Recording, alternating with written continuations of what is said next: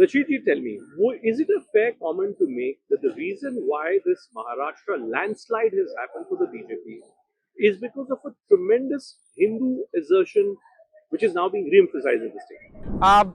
The kind of majoritarian thrust or push was always there. It's been a hallmark of BJP NDA Mahayuti strategy. It worked because there was no counter narrative. There was no, though Rahul Gandhi keeps talking about caste reservation, caste census, Samvidhan khatre mein hai, all these things, but these things were not built as a counter narrative in Maharashtra. So Congress seems to have fallen between two stools. It was not able to, so to say, divide the majority community vote, and there was a perception as if the Congress and MVA is backing the Muslim side to the hilt, and that proved counterproductive. But Rasheed, then what does it tell you about the Congress party in Madhya Pradesh, in Lok Sabha elections, now in Maharashtra? Is the Congress's think tank not aware of what the challenge is? The Congress has outsourced its election strategy, building a narrative, candidate selection to private individuals and companies. In this case, Maharashtra was handled by Sunil Kanugolu, who has a minister rank in government of Karnataka. It was him who built, who tried to, who gave talking points to the Congress and MBA. He was largely responsible for candidate selection, whereas multiple surveys, the surveys which predicted 100 and 45 seats, 170 seats, and whatnot. So therefore, the Congress campaign was candidate driven.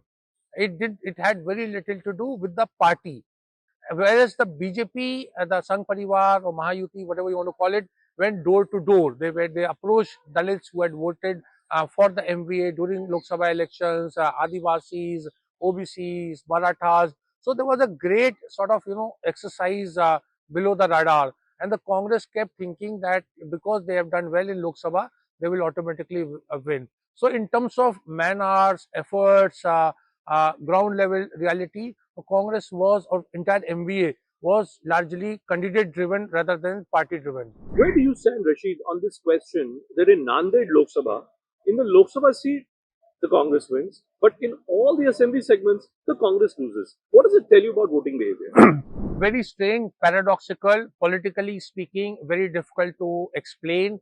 But my own thing is that if there is a doubt over EVM or electoral process, the opposition must come out with facts, because what is happening, that suppose the opposition India Alliance had protested after Bengal victory, said that we are not accepting EVM, we must move to that, or after Lok Sabha election.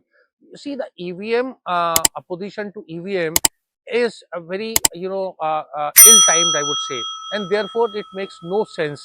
But there are compelling reasons from a student of Indian politics that we must revisit, and not from a BJP Congress position, but from a thing that it lacks that kind of credibility, or the kind of checks and balances that are required. Why so many developed countries have gone back? Remember, the BJP itself had doubted EVM in 2009.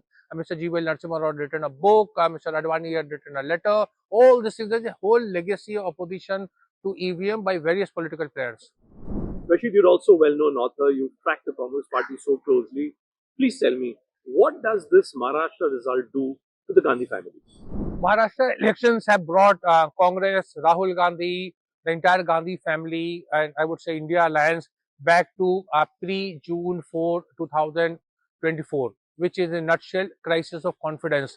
I don't see India Alliance making any headway, because Aam Aadmi Party has already gone away. Mamta has also distanced herself.